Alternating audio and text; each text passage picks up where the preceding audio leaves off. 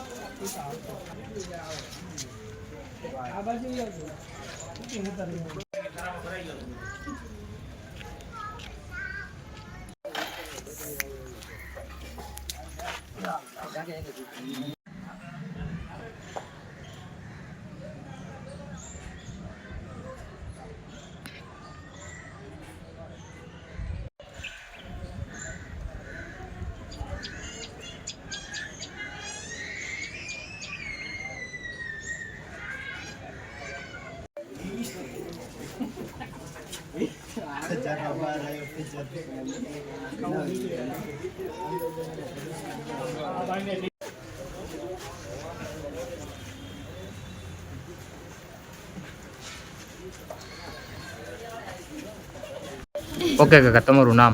नरेशभाई रमेशभाई चौहान। नरेशभाई कई जग्या रह्यो ने शुं बन्यो? वडवा चोड़ा खीजड़वाળી શેરી। शुं बनाव बन्यो तारे? बाजूનું મકાન તોડતા ને દિવાલ પડી ગઈ છે।